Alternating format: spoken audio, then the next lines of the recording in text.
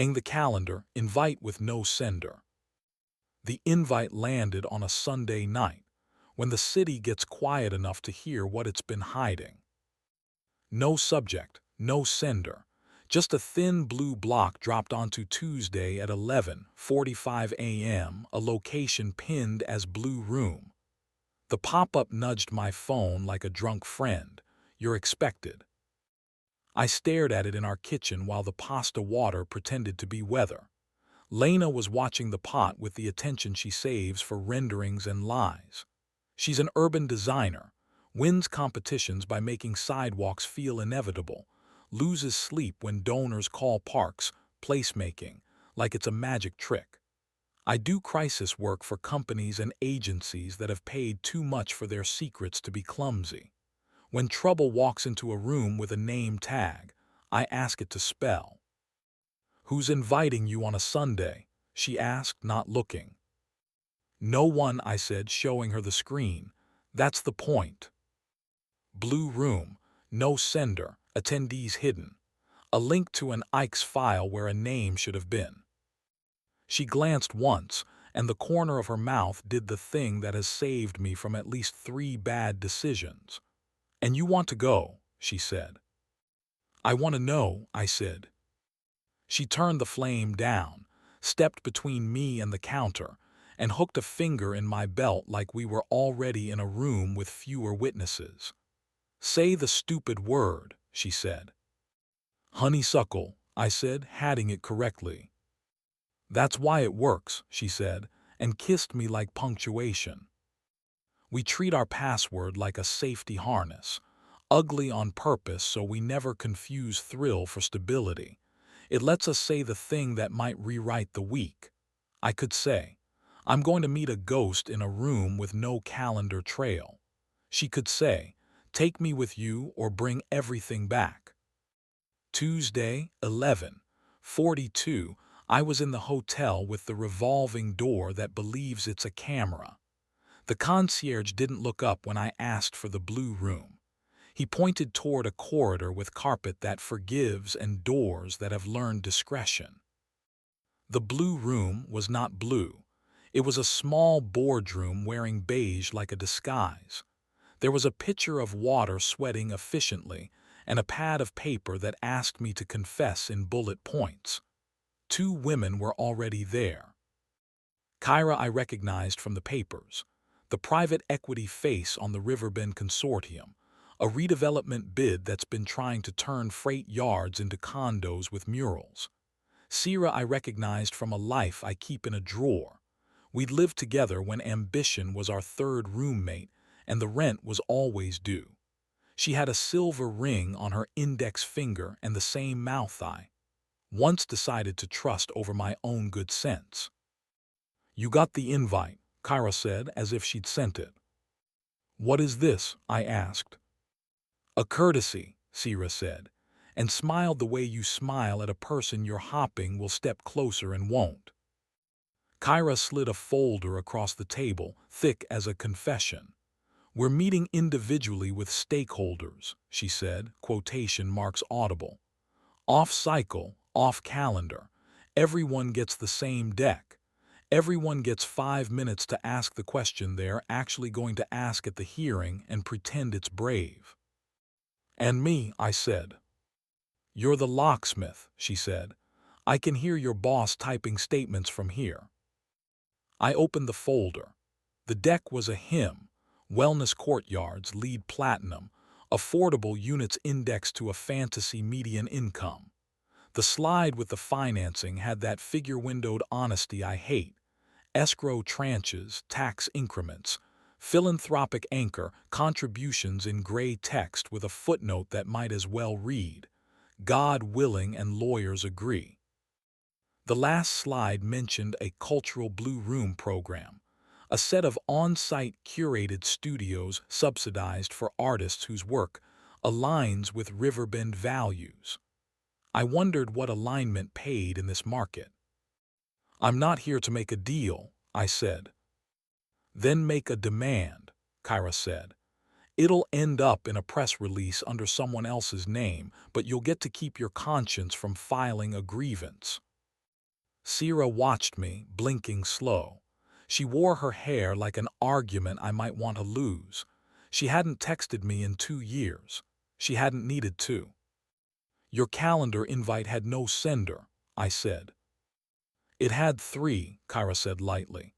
You, me, and the person who will ask you for this folder back. Who's that? You'll know, Sierra said. She always knocks like she's the wind. Kyra left me with the paper and the two women who represented my present and the door I'd closed on purpose. When she stepped out, quiet as money, Sierra crossed to the window and looked down at the river like it had ever asked for an opinion. You look like a verdict, she said. You look like a rerun, I said. That bad? She asked, mostly amused. That tempting, I said. Why are you here, Sierra? Because I work for Kyra now. Because she needs someone who can talk to the theater kids and the bankers without changing shoes.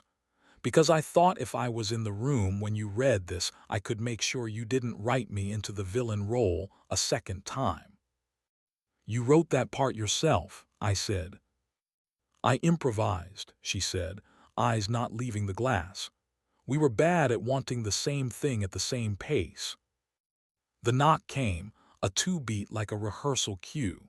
The door opened before I answered and Lena stepped in, hair up, clipboard like a shield you could dance with. The part of my brain that catalogs danger and mercy exhaled. The part that believes in theater sat up straighter. She took in the two women, the folder, the water pitcher's sweat, and my face. Her eyes did the arithmetic. They always do. I followed the invite, she said. It's easier than asking you to forward it. You two talking again, Sierra said, bright as a blade. We never stopped, Lena said, walking to me like the room had made a mistake about who it belonged to. But you knew that. Kyra slid back in and the room arranged itself the way rooms do when it plans to be a story later. I handed Lena the deck. She flipped through it fast enough to insult, slow enough to forgive later. Your cultural blue room is a gag, she said to Kyra. So's the affordability math, and we both know the floodplain report in the appendix is a year stale. Kyra's smile did the thing accomplished people practice in mirrors. I assume you'll say as much at the hearing, she said. I'll say enough to ruin your hashtag, Lena said, and I'll bring a map. What do you want? Kyra said, beyond the pleasure of telling me no. Lena pointed to the financing slide. A real escrow, hard money, independent trustee. A trigger for the clinic on Parcel D before any C of O, a flood mitigation plan that isn't a prayer. And pull the Blue Room program unless you want the city to start using curated artists as a verb you can be sued for. Kyra nodded like she was taking a cocktail order. And from you, she asked me. I want the calendar invites to have names, I said. I want developers to be allergic to anonymity. Noted, she said, not writing. Sierra leaned on the back of a chair, ring flashing. We can deliver half of that at a sprint, she said. The other half will take what we call appetite. Your side rarely eats. We eat, Lena said. We just don't call it fine dining. The meeting decayed the way meetings do when the agenda was never the point. The folder returned to Kyra's possession. The words we'd used to fight each other at microphones got tried on like coats. When it was over, Kyra offered a hand we both ignored and left with Sierra in a breeze of perfume I had once associated with midnight and regrets that felt like victories at the time. In the hallway, Lena didn't look at me. She looked at the carpet, at the wall mirror, at the small camera like a polite bug. You were going to tell me, she said. I was, I said. But you wanted to see if I'd be there before you confessed. Yes, I said, because lying would have been a worse seduction. She nodded, a judgment and a benediction. You looked at her mouth, she said, finally meeting my eyes. I looked at a specific decade, I said, and then I looked away. Good, she said, and hooked her finger in my belt again, subtle enough to count as theater, unsubtle enough to be noticed by a camera with a hobby. You're not mad, I said. I am, she said, but not about the room, about the invite, about the sender who thinks we like being summoned without a name. What do we do? I asked. Find the calendar, she said. Then we make it say who it belongs to. We didn't go home. We went 2 blocks east to a co-working floor where my friend Marable rents a desk, and other people rent the right to say my office. Marable handles it for causes too broke to buy her, too stubborn to stop calling when something hurts. She looked at the invite, snorted at the Ikes with no header, and rolled up her sleeves in a way that told the room to stop being coy. This isn't anonymous, she said, fingers moving. It's coy. See the token. That's a calendar service built on top of a donation platform. It scrubs the sender to reduce friction. It's supposed to be for surprise salon dinners and intimate town halls. Developers started using it for hearing prep. Because of course they did. Can we unscrub? Lena asked. Marable grinned. Honeysuckle, she said. You do not get to use our word, I said. It's ugly, she said. That's why it works. She tapped one last time and the blue room invite unrolled like a lie forced to be literal. Sender, blue room at RVR Bend, partners. Blind copied recipients, a council aide I don't trust, 2 consultants I wouldn't let buy me soup, a theater director who owes me $30 from 2018, Sierra, me, and Lena. No Kyra. So they can claim they weren't there, Lena said. So they can claim they were included, I said. Marable clicked again.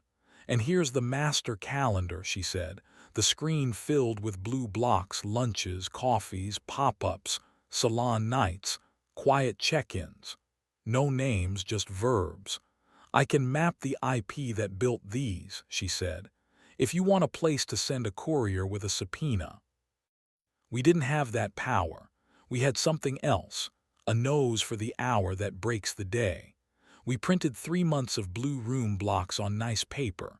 We circled the ones that overlapped with votes, hearings, site walks. Lena, who has a cruel streak when the subject is process, wrote a legend that could make a donor cry. At 6:07 p.m. we were at the hearing room, a place built of wood and size. The board chair tried to set an adult tone and failed. The room wanted blood and name tags. Kyra sat with counsel and the particular stillness of people who know the cameras are hunting for motion. Sierra sat 2 rows behind, spine performing hope. I stood in the back until the part where the public comments begin to practice being speeches. Lena went first for our side. She didn't say blue room. She said floodplain and escrow and clinic before condos. She borrowed a map from a kid who'd drawn a better one than the city. Then she stepped away from the mic and handed Marable the stack of printed blue invitations. Marable handed them to the clerk. The clerk handed them up the dais. The chair read them the way men read evidence they know will make their day longer. Agenda, Lena said, her voice even. Yours, not ours. The chair stared at the screens, then at Kyra, then back. Kyra kept her face on a news channel. Sierra didn't look at me. The council attempted to say engagement and outreach and best practices in one sentence, the sentence called HR. We will need to clarify, the chair said, which is government for I am going to bury you in process and call it sunlight. We will need names on future invites. He hammered something. The room agreed to be postponed. After in the hall, Kyra approached us like a person who had chosen the right shoes. You could have asked for lunch, she said. You could have asked to put your name on a calendar, Lena said. Kyra's smile faltered half a degree. You win for today, she said. Tomorrow I'll have a better word for Blue Room. Try public, I said. Sierra waited until Kyra's shadow veered away. She leaned against a pillar and reached for my shoulder, stopped, put her hand on the marble instead. You didn't go home with me, she said, amused and a little sad. I did once, I said. It didn't stick. She nodded. I used to like rooms without names, she said. They made me feel like I was getting away with something. Now they make me feel like I'm apologizing too early. Come to dinner, Lena said, surprising both of us. Tell us what he's going to call the next room. Sierra laughed, a small sound with a good aftertaste. I'll bring a calendar, she said, and left. We went home with the stack of blue blocks and a bag of food that wouldn't survive the night. The apartment looked pleased to see us. I set the papers on the table like trophies and turned to Lena. She turned to me and pulled my shirt out of my waistband with the briskness of a person who had earned what she was about to take. We weren't cheating, she said, mouth at my throat.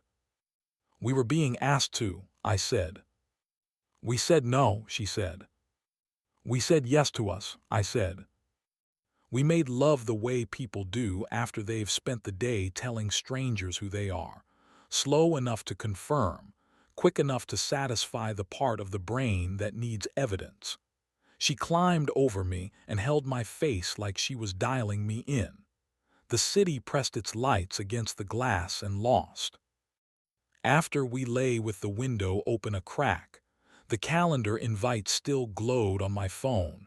I declined it with a sentence, "Please include the sender next time." The app asked me to confirm. I didn't. They'll find another color, Lena said, drowsy and correct. They can use all of them, I said. I'm happy to print. Say it, she murmured. Honeysuckle, I said. She laughed into my chest, and it felt like a door locking from the inside. The city calmed down long enough to remember it was made of people. The pasta pot was still on the stove, water gone, bottom scorched. We left it there overnight. Some messes we can clean. Some we leave as a reminder that we burned something on purpose and the kitchen survived. In the morning, the board issued a memo about transparent calendaring. Kyra's PR posted a photo of an artist painting a wall with a caption about collaboration. Sierra texted a single word, names, and an address to a diner where the pancakes taste like forgiveness. We went.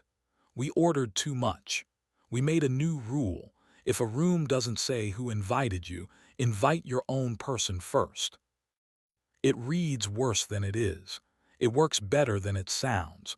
We keep a running list of colors no one gets to own again.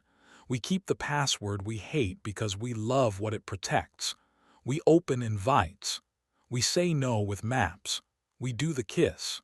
We stay in the photo. We put our names on the calendar and dare other people to do the same.